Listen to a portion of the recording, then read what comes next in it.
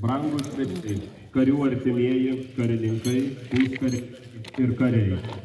Šios rikiuotės metu į atsargą išleisime privalomosios pradinės karo tarnybos karius, kurie savo tarnybą batalione pradėjo prieš 9 mėnesius.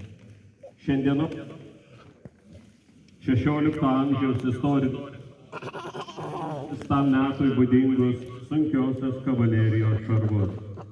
Lietuvos nepriklausomybės kovų 4-ojo pėstininkų pulko karys, vilkintis 1919 metų autentišką karininkų